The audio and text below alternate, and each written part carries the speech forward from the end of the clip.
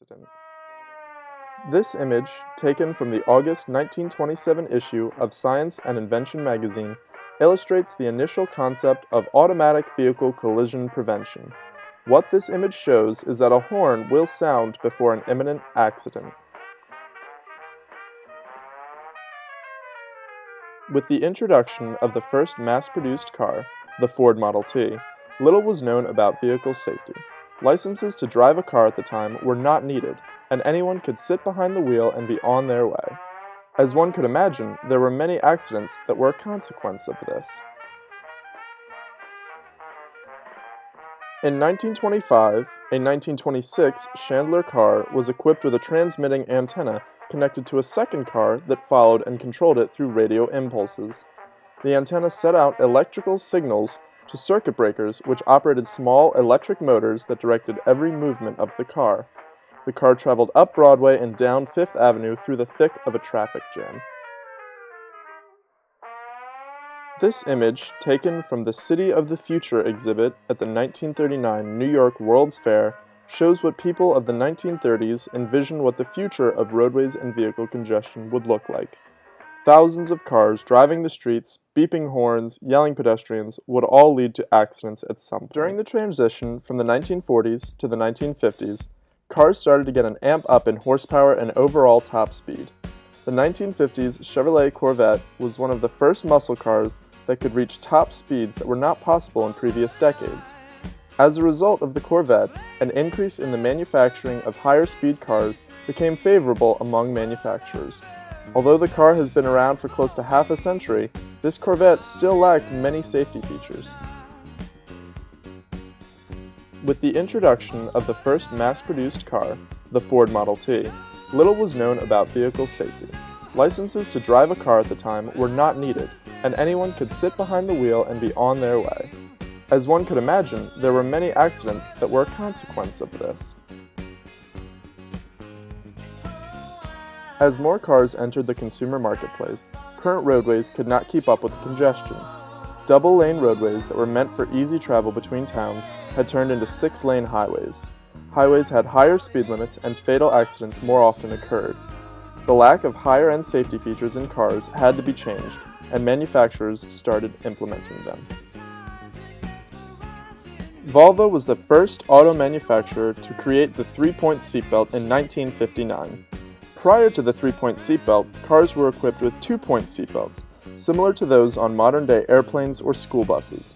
In case of an accident, however, 2-point seatbelts caused severe damage because the belt was concentrated around the torso. The 3-point seatbelt was able to disperse energy throughout the entire body.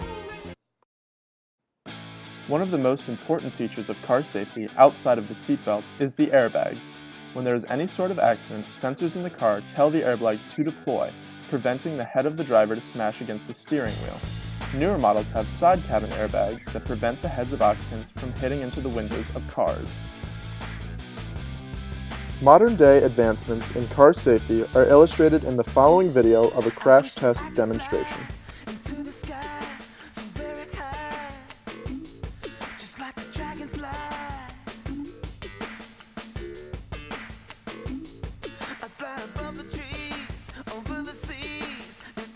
Following a typical crash test, the sensors on a car are hooked up to imaging software, where vital impact zones are illustrated to engineers.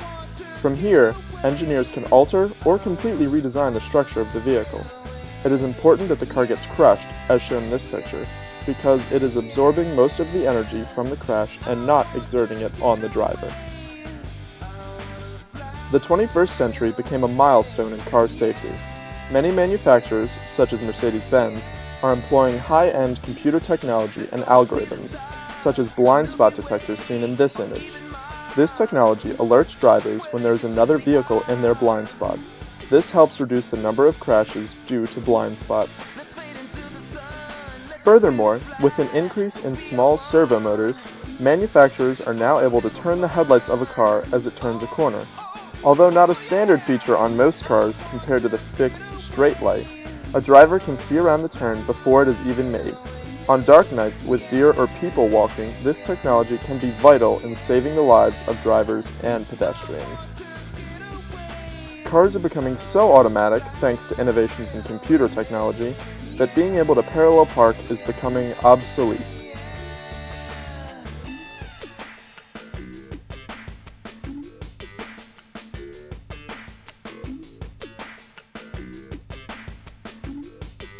The 1950s dream of automatically driven cars is soon becoming a reality. Shown is a Toyota Prius with Google-equipped cameras and sensors that allow the car to drive by itself.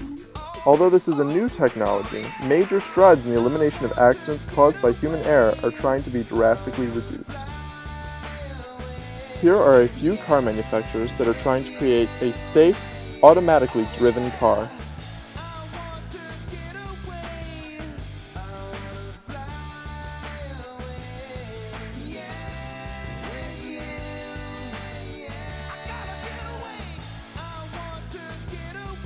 Brakes on cars used to be manual discs that compressed on the axle of the car.